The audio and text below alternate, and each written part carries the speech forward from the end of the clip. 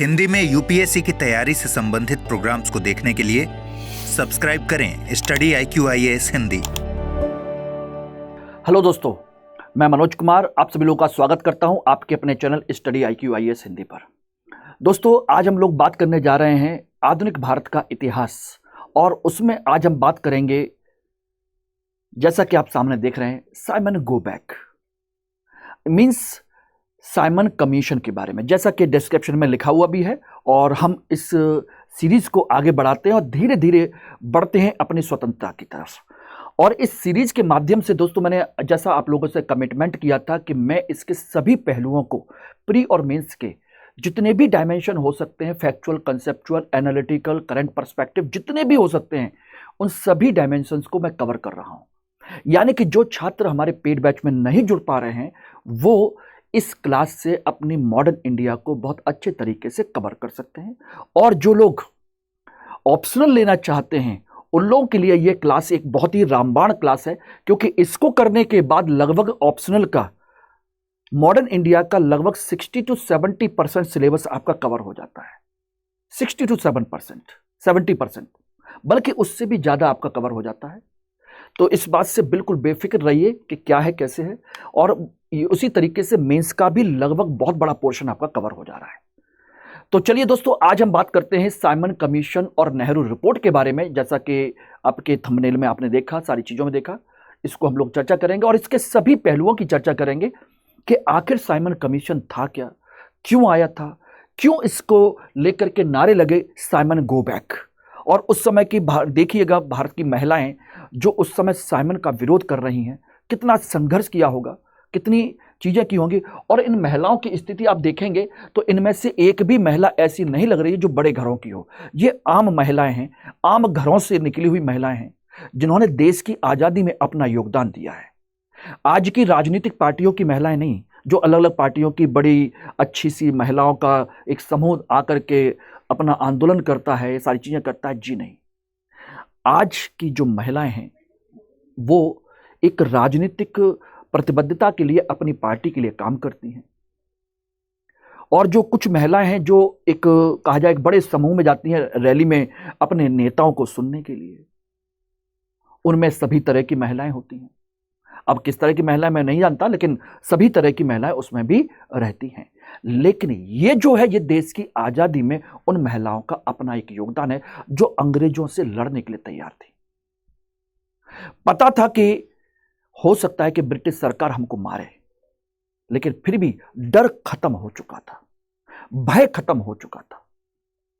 और ये सब धीरे धीरे संघर्ष का एक नतीजा था, जो हम लगातार संघर्ष कर रहे थे, सीख रहे थे। इसी क्रम में आज का जो मुद्दा है वो है साइमन कमीशन और उसके विरोध को लेकर के। और उसके विरोध में जब आपकी एक खुद की एक रिपोर्ट आई, नेहरू रिपोर्ट, उसके बारे में चर्चा कर रहे हैं। तो साइमन कमीशन में सबसे पहले चर्चा करेंगे साइमन कमीशन, उसका परिचय, उसका उद्देश्य, उसके विरोध के कारण और उसकी प्रमुख रिपोर्ट क्या क्या है, इन सभी पहलुओं की चर्चा करेंगे। लेकिन उससे पहले मैं आपको बता देना चाहता हूं कि जो सभी छात्र 2026 या 2027, 2028 के लिए तैयारी कर रहे हैं, चाहते हैं कि सही गाइडेंस में रह करके एक सही दिशा में आप अपने बैच को, अपनी पढ़ाई को आगे लेकर के जाएं और एक सिलेक्शन की ओर मूव करें, तो आप डेफिनेटली हमारे साथ इस समय जुड़ सकते हैं हमारे फाउंडेशन P2I कोर्स से। जो बैच आप लोगों का कल यानी कि 25 तारीख को स्टार्ट हुआ है, ओरिएंटेशन, आज से पहली क्लास प्रॉपर आपकी शुरू हो रही है, और वो भी अमृत सर के साथ, अमृत उपाध्याय सर के साथ आपकी क्लास शुरू हो रही है शाम को 6 बजे पॉलिटी से। और इस बैच को आप चाहो तो MK लाइव कोड के माध्यम से आप 9,999 रुपए से भी स्टार्ट कर सकते हो। और 2027-2028 के लिए भी सेपरेट बैचेज आपके चल रहे हैं। तो जल्दी कीजिए, हिंदी माध्यम में इस बैच को ज्वाइन कीजिए। और इसी के साथ अगर आप चाहते हैं कि मेरे साथ रह करके इतिहास में 300 प्लस नंबर आ जाएं, तो डेफिनेटली इस बैच को अभी आप ज्वाइन कर सकते हैं, जो कि 24 तारीख से केवल इंट्रोडक्शन हुआ है और मंडे से हमारी पहली क्लास शुरू होगी। प्रतिज्ञा जुलाई बैच MK लाइव कोड के माध्यम से 14,999 रुपए में इस बैच को अभी आप ज्वाइन कर सकते हैं। अगर आप रियली में चाहते हैं कि आपको आपके ऑप्शनल सब्जेक्ट में 300 प्लस अंक मिले, यानी कि 60% अंक मिले और प्रॉपर आईएएस की पोस्ट मिले, जो कि आपका सपना है, तो हिंदी माध्यम में, हिंदी मीडियम में हिस्ट्री ऑप्शनल ही आपको ये मौका दे सकता है, जिसमें इतने नंबर आसानी से लाए जा सकते हैं। और अब तक मैक्सिमम टॉपर्स हिस्ट्री ऑप्शन पर भरोसा दिखा करके इतने नंबर ला चुके हैं। तो फटाफट इसको कीजिए, और किसी तरह की कोई भी डाउट हो, कोई भी प्रॉब्लम हो, तो मुझे यहां पर आप कांटेक्ट कर सकते हैं। मेरा मेल आईडी, मेरा टेलीग्राम व्हाट्सएप नंबर है, यहां पर मुझे कांटेक्ट कर लीजिएगा। लेकिन बैच परचेज करते समय आप एम के लाइव कोड जरूर लगाइएगा। और बाकी इस क्लास के कंटेंट और तमाम तरह की इंफॉर्मेशन के लिए, क्लास की पीपीटी के लिए, आप मेरा टेलीग्राम बारकोड जरूर इसको ज्वाइन कर लीजिए, स्कैन करिए और फटाफट इसको ज्वाइन कर लीजिए। चलिए अब हम बात करते हैं साइमन कमीशन को लेकर के, कि साइमन कमीशन क्या था, क्यों था, किस तरीके से था। तो एक्चुअली में साइमन कमीशन ब्रिटिश सरकार ने 7 सदस्यों का एक आयोग गठित किया था साइमन की अध्यक्षता में, सर जॉन साइमन की अध्यक्षता में। इसीलिए इसे साइमन कमीशन कहा जाता है। और इसका मूलभूत जो उद्देश्य था दोस्तों, वो था भारत में संवैधानिक विकास की जांच पड़ताल करना, उसके लिए सुझाव देना कि भाई आगे भारत में संवैधानिक सुझाव, संवैधानिक विकास के लिए और क्या क्या प्रावधान किए जा सकते हैं। यानी कुल मिलाकर कहा जाए तो संवैधानिक सुधारों का अध्ययन करना था मोटा मोटा। और ये सभी जो साइमन कमीशन हैं, ये 1927 में भारत में आया था, इसका गठन किया गया था, 1927 में इसका गठन किया गया था और 1928 में ये आया था। ठीक है, तो चलिए इसके बारे में हम लोग चर्चा करते हैं और अच्छे डिटेल में चर्चा करेंगे। सर जॉन साइमन की अध्यक्षता में इस आयोग का गठन किया गया। और ध्यान रखिएगा, यह ब्रिटिश सरकार ने 7 सांसदों का एक समूह यानी कि आयोग बनाया था, 7 सांसदों का। अब कहोगे 7 सांसदों का क्यों? क्योंकि यह एक संसदीय आयोग था। पहली बात तो ध्यान रखिएगा, ब्रिटिश सरकार ने बनाया था एक संसदीय आयोग। संसदीय आयोग था, इसका मतलब था कि ब्रिटेन की पार्लियामेंट के ही संसद के सदस्य इसमें शामिल हो सकते थे। 7 सांसद थे, उनमें से जो मुख्य थे वो थे sir John Simon, Clement Attlee, Harry Levy Lawson, Edward Cadogan, Vernon Hudson, George Lane Fox and Donald Howard. ये सभी आपके 7 सदस्य थे और ये इसके अध्यक्ष थे, इसीलिए इनको कहा जाता है। ठीक है ना। और इसे अपनी जो रिपोर्ट है, रिपोर्ट संसद में जमा करनी थी, संसद में इसकी रिपोर्ट जमा करनी थी। ये इसका कंसेप्ट था। ओके एवरीबॉडी, तो ये इसके बारे में आप देख सकते हैं। अब बात आती है इसके आगे कि आखिर इसको गठन क्यों किया गया, कौन कौन लोग थे, क्या क्या चीजें थी। तो पहली बात तो ध्यान रखिएगा कि इसके अंतर्गत ये कमीशन गठन किया गया, और इसका जो गठन किया गया था वो भी बता देता हूं। आपका गठन किया गया था नवंबर 1927 में, इसका गठन किया गया। ओके, और ये भारत में इसका अध्ययन करने के लिए आया था आपके 2 बार। ये भारत में आया, 2 बार भारत आया। और जब पहली बार आया था तो वो था आपका फरवरी 1928 में। 3 फरवरी 1928 को ये पहली बार बंबई आया, मुंबई में, जिसे उस समय बंबई कहा जाता था, ये आया था कुल मिलाकर के। तो ये मैंने एक मोटी मोटी बातें आपको बता दी। और दूसरी बात इसमें जो आपको ध्यान रखनी है, इसमें जितने भी सदस्य हैं ये सभी के सभी ब्रिटिशर्स हैं, ब्रिटिश सदस्य हैं, यानी कि सभी अंग्रेज हैं, यानी कि इसमें कोई भी भारतीय नहीं है, कोई भी भारतीय नहीं है। ये इस बात को ध्यान रखिएगा। तो कुल मिलाकर के ये 4 बातें। पहला, यह संसदीय आयोग है जिसे अपनी रिपोर्ट संसद में जमा करनी है। दूसरा 1927 में गठित किया गया और ये 2 बार भारत में आया, जिसमें पहली बार 3 फरवरी 1928 को मुंबई में उतरा और यहां अध्ययन करने के लिए आया। और इसमें जो सदस्य थे वो थे सर जॉन साइमन के साथ में बाकी अन्य 6 लोग, और सभी सदस्य जो हैं वो ब्रिटिश यानी कि अंग्रेज हैं, और इनमें कोई भी भारतीय सदस्य नहीं था, कोई भी भारतीय सदस्य नहीं था। अब बात आती है कि इसका गठन क्यों और कैसे किया गया, यानी कि इसके गठन का उद्देश्य क्या है, क्या पर्पज है। तो देखिए, इसमें मोटी मोटी 3-4 चीजें आप लोगों को ध्यान रखनी है, वो आप ध्यान दे सकते हैं। इसके गठन का पहला उद्देश्य तो यह है कि भाई संवैधानिक सुधारों की समीक्षा करनी है, अध्ययन करना है। भारत में संवैधानिक सुधारों का अध्ययन करना है।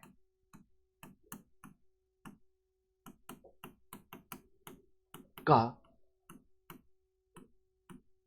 अध्ययन करना है भारत में। क्यों? एक्चुअली में हुआ यह कि 1919 के अधिनियम में का जो अधिनियम था उसको 10 वर्ष होने वाले थे, 10 वर्ष होने वाले थे।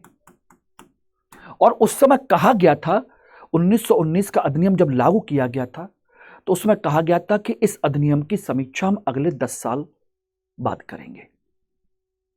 लेकिन 10 साल अभी पूरे नहीं हुए थे और इसी की समीक्षा हेतु समय से 2 वर्ष पूर्व ही गठित कर दिया गया। समय से 2 वर्ष पूर्व इसका गठन कर दिया गया, गठन इन सारी चीजों के लिए। तो संवैधानिक सुधारों का अध्ययन यानी कि 1919 के अधिनियम की समीक्षा के लिए समय से 2 साल पहले गठित कर दिया गया, क्योंकि इसको होना था 1929-30 के आसपास में गठित, लेकिन 2 साल पहले ही कर दिया गया। ऐसा क्यों किया गया, समय से पहले क्यों किया गया? उसके पीछे दोस्तों एक अंतर था, कारण था। देखिए, इस समय थी इंग्लैंड में जो पार्टी की सरकार थी, उस पार्टी का नाम है कंजर्वेटिव पार्टी। जो पीएम थे वो थे आपके कंजर्वेटिव पार्टी इस समय सत्ता में थी और इनको लग रहा था कि जो अब इलेक्शन होने वाला है, उनको लग रहा था कि ये हार जाएंगे।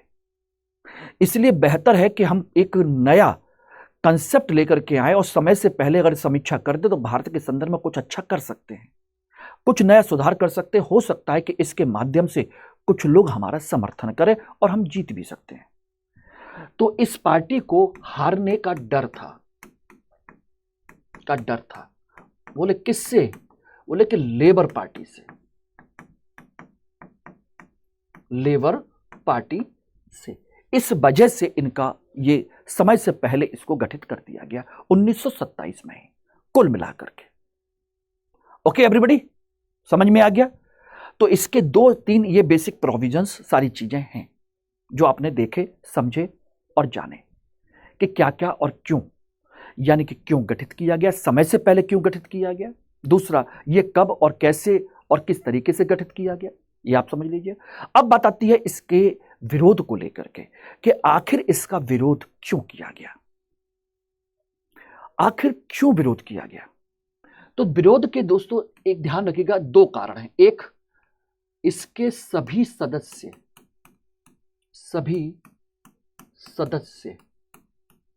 गोरे हैं, ब्रिटिशर्स हैं, सदस्य ब्रिटिश सदस्य हैं, यानी कि सब के सब गोरे हैं, अंग्रेज हैं, कोई भारतीय नहीं है। दूसरा, भारतीयों को मानना था कि भारतीयों को अपना आत्मनिर्णय का अधिकार नहीं दिया गया, भारतीयों को अपना आत्मनिर्णय का अधिकार नहीं दिया गया कि भाई हमें क्या चाहिए और क्या नहीं चाहिए का अधिकार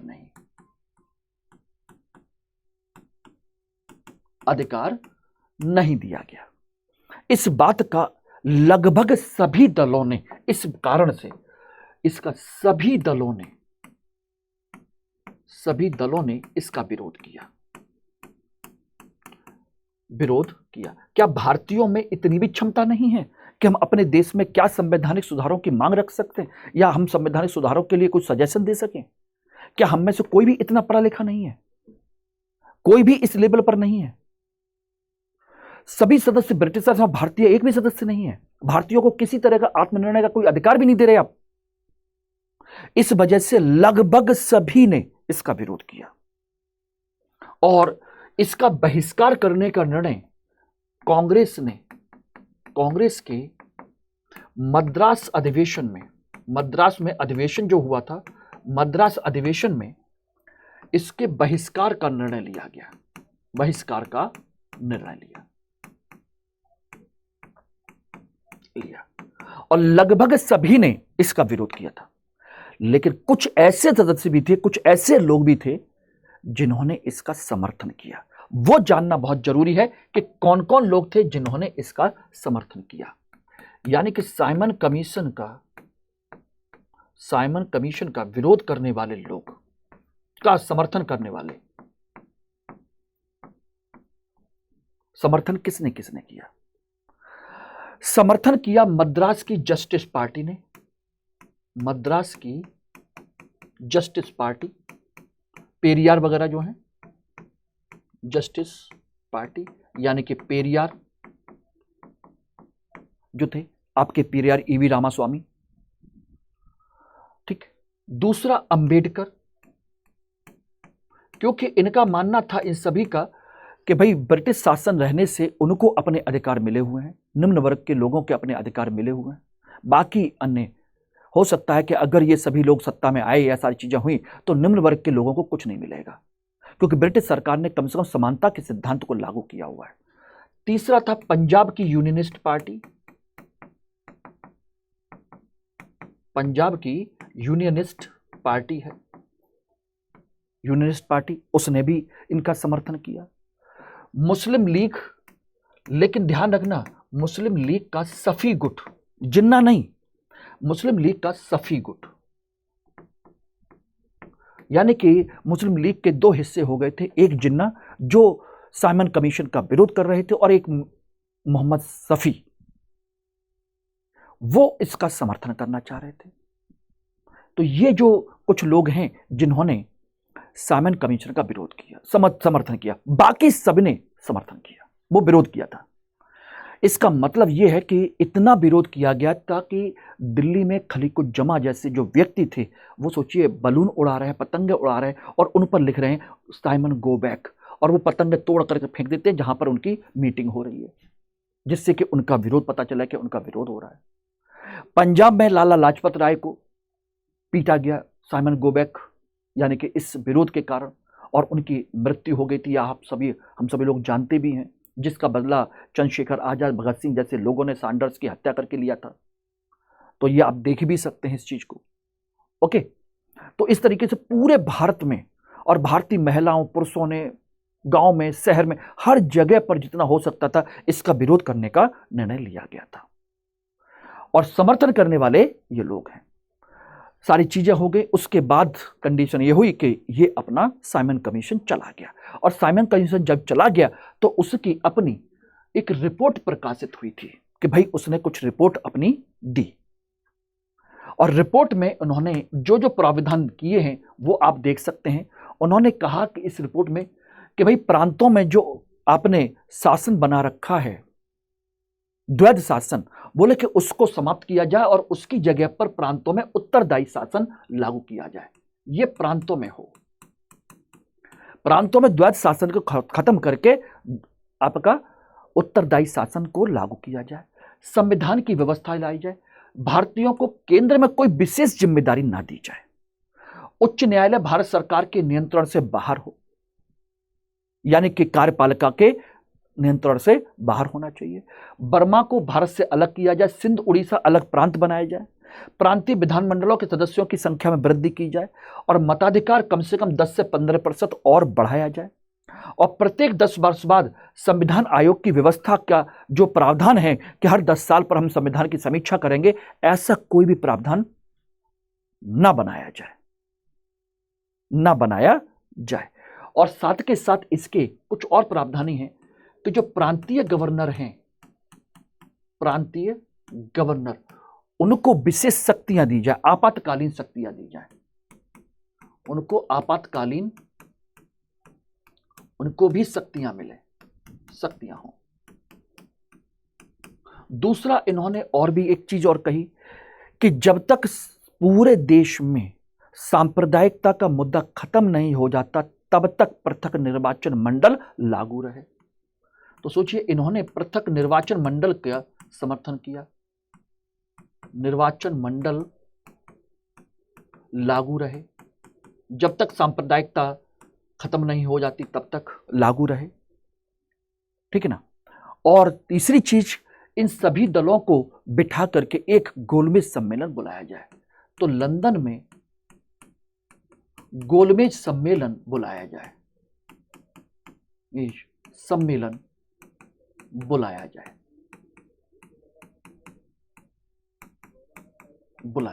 जिसमें सभी दल शामिल हों, लेकिन इसमें डोमिनियन स्टेटस यानी कि स्वायत्त राज्य का कंसेप्ट इसमें नहीं दिया गया था, कोई इसमें बात नहीं की गई। और इस तरीके से ये साइमन कमीशन के सभी जो पहलू हैं मैंने आप लोगों को डिस्कस किए हैं। होपफुली कि सभी पहलू, सभी पक्ष आपको क्लियर हो गए होंगे। अब हम इसके आगे बात करते हैं कि भाई भारतीयों ने विरोध तो कर दिया, लेकिन इसका हुआ क्या रिजल्ट। इसका रिजल्ट ये हुआ कि जब भारतीय इसका विरोध कर रहे थे तो उसी समय जो भारत सचिव थे लॉर्ड वर्किनहेड, उन्होंने भारतीयों को चुनौती दी कि तुम में कितना आपको लगता है कि तुम्हारे अंदर क्षमता है। तो उस समय सोचिएगा, एक व्यक्ति हैं भारत सचिव,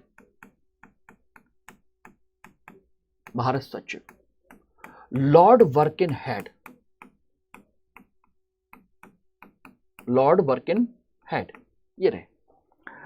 तो लॉर्ड वर्किनहेड ने भारतीयों को चुनौती दी कि भाई अपना एक संविधान बना के दिखाओ।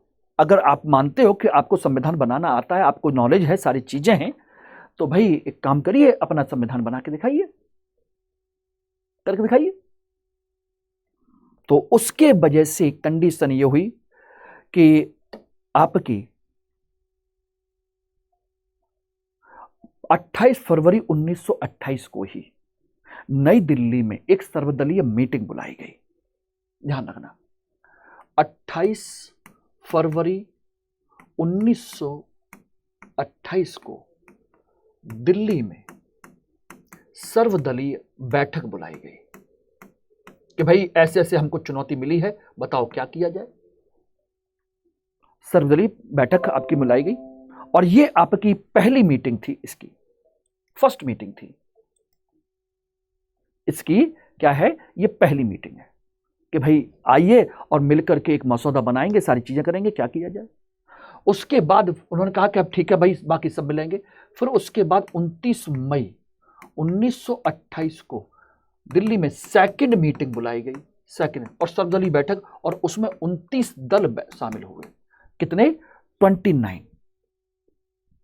29 दल इस पार्टी में शामिल हुए। और यहीं पर सोचिएगा, इस बात का जवाब देने के लिए नेहरू कमेटी का गठन किया गया। नेहरू कमेटी का गठन किया गया कि भाई नेहरू जी यानी कि मोतीलाल नेहरू की अध्यक्षता में, जो कि उस समय कांग्रेस के भी अध्यक्ष थे, उन्होंने कहा गया कि आप ही की अध्यक्षता में एक कमेटी बनाई जा रही है, आप इसके लिए एक संविधान का मसौदा तैयार कीजिए, संविधान का।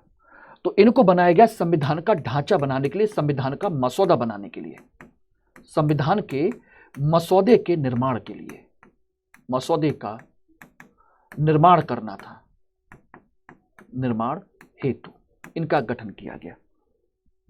बोला ठीक है। अब इसमें कुछ सदस्य भी शामिल थे, अकेले ये नहीं थे। इसमें जो सदस्य शामिल हैं वो आपको मैं बता देता हूं कौन कौन सदस्य हैं, उनको भी आप देख सकते हैं। नेहरू कमेटी के सदस्य, और ये बड़े अच्छे स्तर पर आपको जानने चाहिए, समझना चाहिए कि कौन कौन सदस्य शामिल हैं। देखिए, कांग्रेस की तरफ से तो देखिए अध्यक्ष तो थे ही, कांग्रेस की तरफ से एक आपके आए, ये थे आपके सुभाष चंद्र बोस। और ये कांग्रेस की तरफ से है। दूसरे मतलब सदस्य के तौर पर अध्यक्ष तो मोतीलाल नेहरू हैं ही। मुस्लिम लीग की तरफ से अली इमाम और शोएब कुरैशी हैं।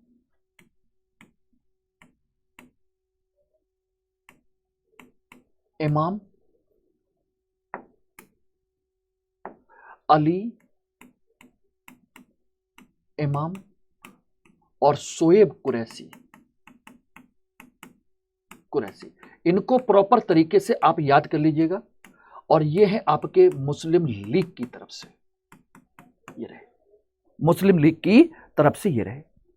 इसके अलावा 2 सदस्य यहां से हैं, तो फिर कंडीशन ये है कि चौथे और पांचवें 2 सदस्य हिंदू महासभा की तरफ से भी हैं, एमएस आने और एमआर जयकर। एमएस आने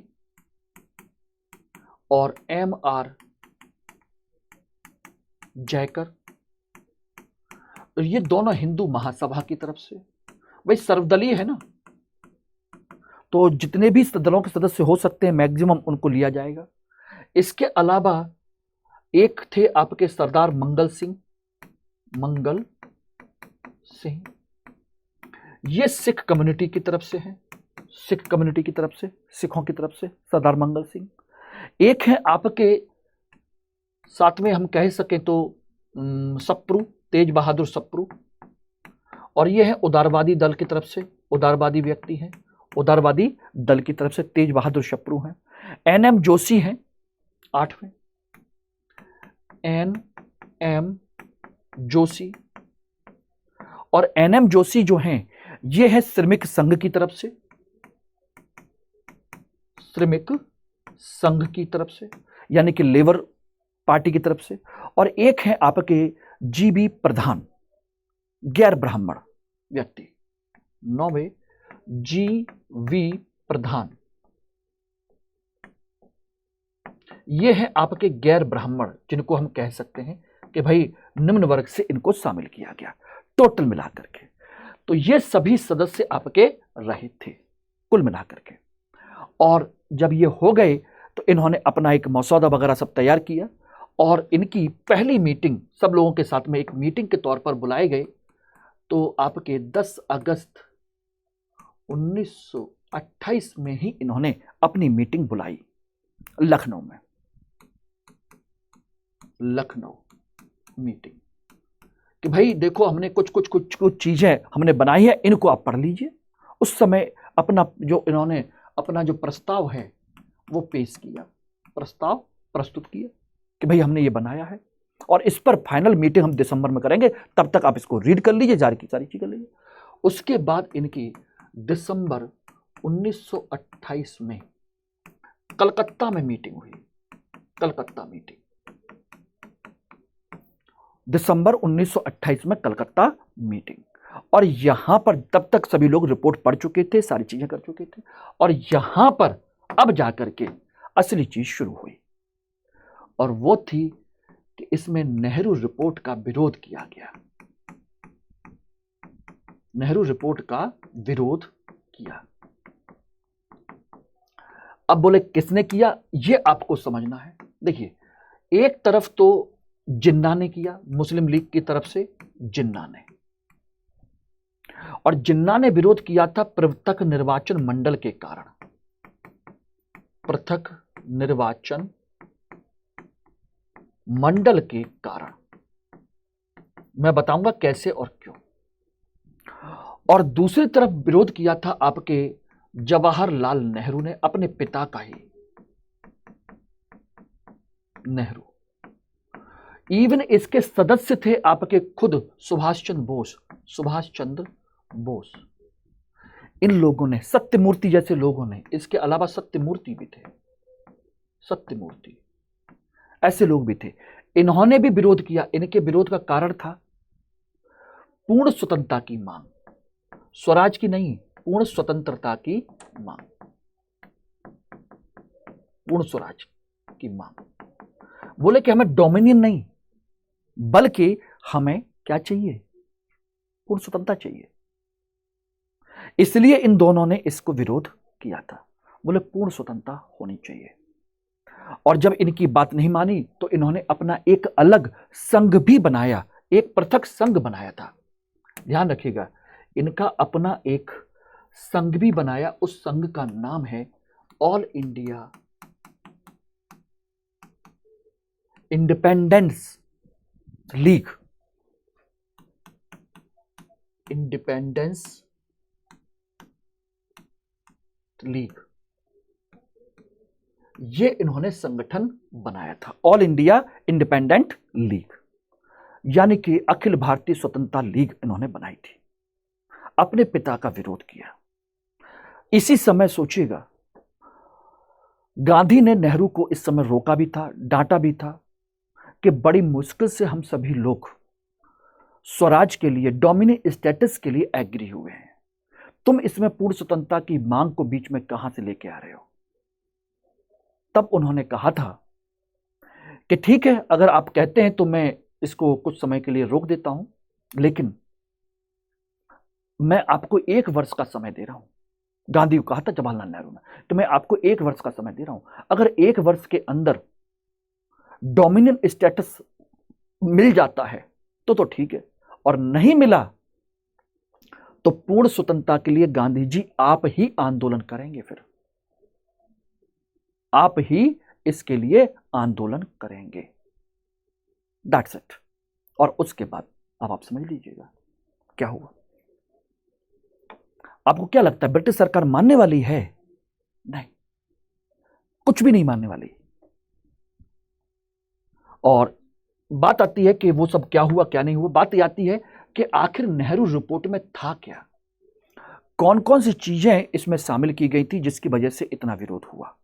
तो देखिए, इसमें पहली बात तो ये थी कि रिपोर्ट में इसमें जो बात रखा गया था वो था कि हमारा अपना देश एक डोमिनियन स्टेटस होना चाहिए, डोमिनियन स्टेट्स हो, हम ब्रिटिश सरकार के अधीन रह करके ही अपना शासन चलाएंगे। एक दूसरा, प्रांतों का जो गठन किया जाएगा वो भाषाई आधार पर होगा, भाषाई आधार पर होगा, यानी कि अन्य कोई तरीका नहीं होगा, भाषा के आधार पर प्रांतों का गठन किया जाएगा। तीसरा, इसमें मौलिक अधिकारों की बात की जाएगी कि मौलिक अधिकार दिए जाएंगे। मौलिक अधिकार के प्रोविजन थे कि सभी को मूलभूत अधिकार इसमें शामिल होंगे। इसके अलावा चौथी जो चीज थी वो ये कि भाई अब पृथक निर्वाचन मंडल नहीं बल्कि संयुक्त निर्वाचन मंडल लागू होगा, यानी कि पृथक निर्वाचन मंडल के स्थान पर क्या होगा, आपका संयुक्त निर्वाचन मंडल होगा।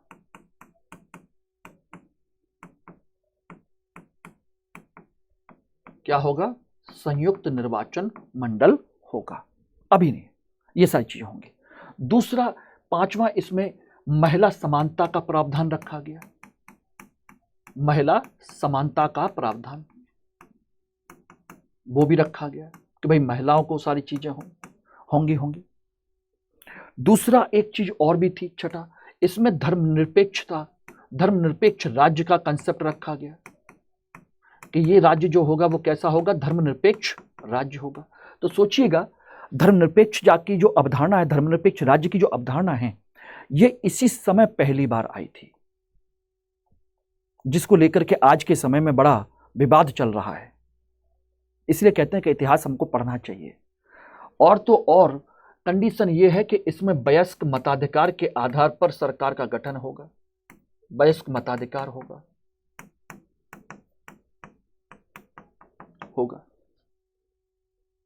केंद्र में आपकी द्विसदनीय व्यवस्था होगी और प्रांतों में उत्तरदायी सरकार होगी। केंद्र में द्विसदनीय व्यवस्था, 2 सदन होंगे, लोकसभा और राज्यसभा, द्विसदनीय व्यवस्था तथा उत्तरदायी सरकार होगी जो जनता के प्रति उत्तरदायी होगी और ब्रिटिश सरकार की, ब्रिटिश महारानी के अधीन होगी। ये सारी चीजें, तो कुल मिलाकर के मोटे मोटे जो प्रोविजंस थे वो आपके ये रहे। और इसमें डोमिनियन स्टेटस का इसका विरोध आपके जवाहरलाल नेहरू और सुभाष चंद्र बोस जैसे लोगों ने किया था इसका विरोध, और इसका विरोध जिन्ना ने किया था। जिन्ना ने इसका विरोध किया था, और इसी को कहा जाता है, इसी पॉइंट को कहा जाता है कांग्रेस की दूसरी सबसे बड़ी भूल। दूसरी सबसे बड़ी भूल, पहली भूल थी कि नेहरू समझौता, आपका जो कहा जाए लखनऊ समझौता था, उसमें पृथक निर्वाचन मंडल को स्वीकार कर लेना, और जब स्वीकार कर लिया तो अब उसको अस्वीकार करना। तो सोचिए, जिस व्यक्ति को पहले से एक अधिकार मिल रहा हो और अब जाकर कहो कि अब अधिकार नहीं मिलेगा, तो कहीं ना कहीं उसके अंदर असहजता आएगी आएगी।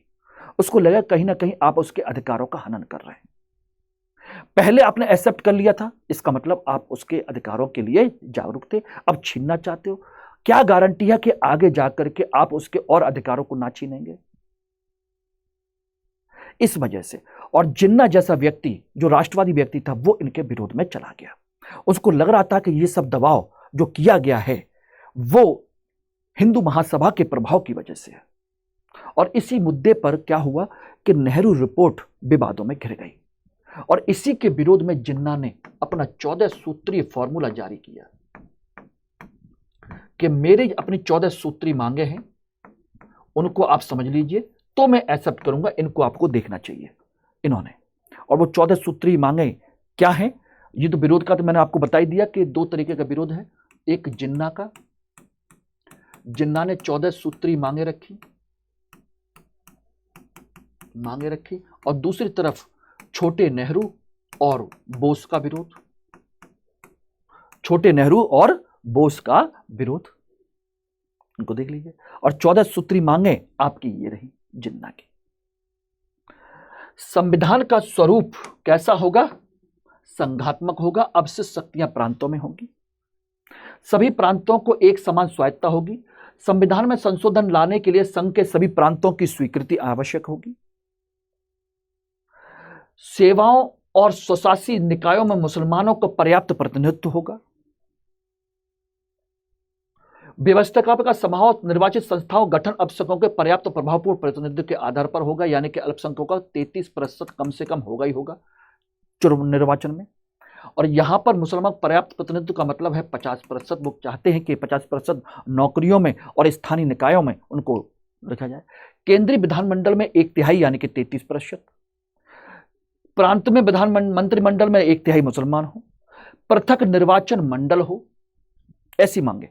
अल्पसंख्यक के 3/4 लोग ऐसे विधेयक प्रस्ताव को अपने हितों के विरुद्ध मानते तो किसी भी विधानमंडल में कोई भी प्रस्ताव पारित न किया जाए। अगर 3/4 लोग अल्पसंख्यक समुदाय के इसका विरोध करते हैं तो किसी भी प्रकार का क्षेत्रीय पुनर्गठन पंजाब, बंगाल, उत्तरी पश्चिमी सीमा प्रांत में मुसलमानों के बहुमत में परिवर्तन न लाए। बोले कि ठीक है, आप जो कुछ भी करोगे, क्षेत्रीय पुनर्गठन करोगे, तो इन तीनों क्षेत्रों में आप ऐसा कोई प्रावधान नहीं करोगे जिससे कि मुसलमानों के बहुमत में कोई परिवर्तन आए।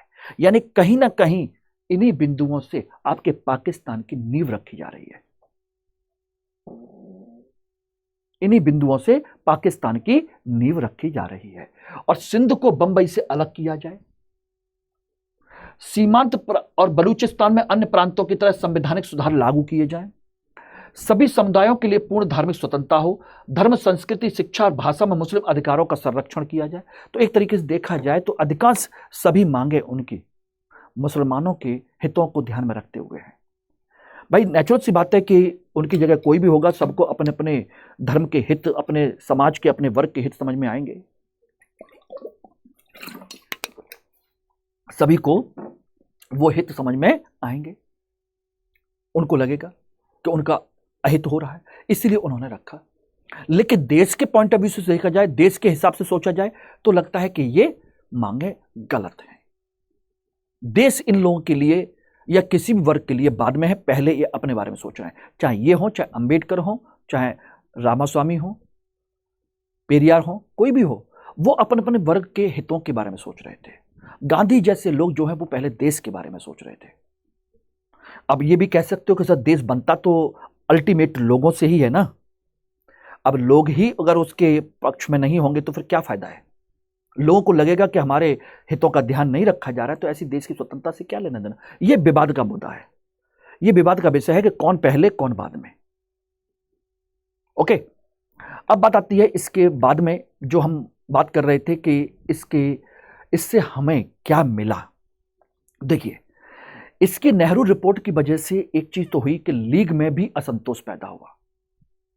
अब कहोगे लीग में असंतोष? यस, लीग में भी असंतोष पैदा हुआ था। जिन्ना जो साइमन कमीशन के विरोध में थे वो तो नेहरू रिपोर्ट के विरोध में आ गए, और जो सफी जैसे लोग साइमन कमीशन के समर्थन में थे वो नेहरू रिपोर्ट के समर्थन में आ गए। कांग्रेस में भी युवा कांग्रेस के लोग बिल्कुल अलग होने लगे, उन्होंने अलग संघ बना लिया। छोटे नेहरू और सुभाष चंद्र बोस जैसे युवा लोग उस समय के। ब्रिटिश सरकार ने इसके प्रति कोई भी अपनी प्रतिक्रिया नहीं दी कि तुमने क्या बनाया, क्या नहीं बनाया, कैसे बनाया, कोई मतलब नहीं। और इस रिपोर्ट को पूरे देश में बहुत ज्यादा समर्थन नहीं मिला, क्योंकि अधिकांश पार्टियों ने इस पर अनिच्छा जाहिर की, बल्कि इसने विवाद और खड़ा कर दिया बाद में। लेकिन एक चीज और भी है, इसका महत्व भी है इस नेहरू रिपोर्ट का, वो ये है कि भाई इसका जो महत्व है वो देखने लायक है। वो ये है कि भारत का प्रथम महत्व देखेंगे तो भारत का प्रथम संवैधानिक मसौदा है, संवैधानिक मसौदा, भारत का पहला संवैधानिक मसौदा। और इसी के आधार पर आगे जाकर के उद्देश्य प्रस्ताव तैयार हुआ था, जो कि प्रस्तावना बना। इसी में पहली बार धर्मनिरपेक्ष राज्य की अवधारणा आई, धर्मनिरपेक्ष राज्य की अवधारणा आई, इसी के माध्यम से पहली बार रखा गया। सभी को समान नागरिक अधिकार, समान नागरिक अधिकार की बात आई, समान नागरिक अधिकार का अवधारणा आई।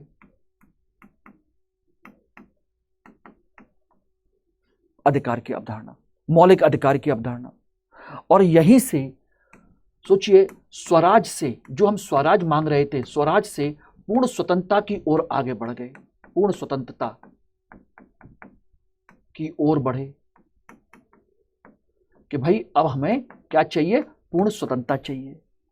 और इसी ने कहीं ना कहीं पाकिस्तान की नींव रखी, पाकिस्तान की नींव रखी, कहीं ना कहीं अप्रत्यक्ष तौर पर पाकिस्तान का आधार तैयार कर दिया इसने। जिन्ना को मौका दिया 14 सूत्री मांगे रखने का, और धीरे धीरे वो 14 सूत्री मांगे उनकी मुख्य मांगे बनती चली गई, और उसी के लिए सब कुछ हुआ कुल मिलाकर के।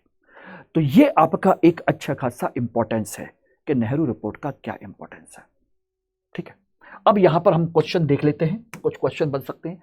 साइमन कमीशन के संदर्भ में निम्न में से कौन सा कथन सही है? नंबर 1, 2, 3, 4। यह भारत में संवैधानिक सुधारों की सिफारिश हेतु गठित किया गया था। इसमें सभी सदस्य भारतीय थे। इस विरोध के दौरान लाला लाजपत राय घायल हुए, बाद में उनकी मृत्यु हो गई। भारतीय राष्ट्रीय कांग्रेस ने इसका स्वागत किया। बताइए कौन कौन से कथन सही हैं? 1 और 3, 2 और 4, 1, 2, 3 और सभी। तो आप देख सकते हो कि सभी सदस्य भारतीय थे, गलत है। कांग्रेस ने इसका स्वागत किया, गलत है। ये दोनों सही हैं, बाकी 2 गलत हैं। आंसर हो गया 1 और 3। ओके, इसी तरीके से नेहरू रिपोर्ट पर, नेहरू रिपोर्ट के संदर्भ में निम्न में से कौन से कथन सही हैं? पहला, 1, 2, 3, 4 भारत का पहला स्वदेशी संविधान मसौदा था। इसमें धर्मनिरपेक्षता और समान नागरिक संहिता का समर्थन किया गया। इसमें पूर्ण स्वतंत्रता यानी कि पूर्ण स्वराज की मांग की गई। इसके मुख्य लेखक जवाहरलाल नेहरू थे। बताइए कौन से सही है? बताइए। इसमें देखा जाए तो दोस्तों, ये इसमें पूर्ण स्वराज की मांग नहीं की गई, खाली स्वायत्तता की, डोमिनेंट स्टेटस की बात की गई थी। और जवाहरलाल नेहरू तो थे ही नहीं। आंसर हो जाता है आपका 1 और 2। ये दोनों गलत है, ये दोनों सही हैं।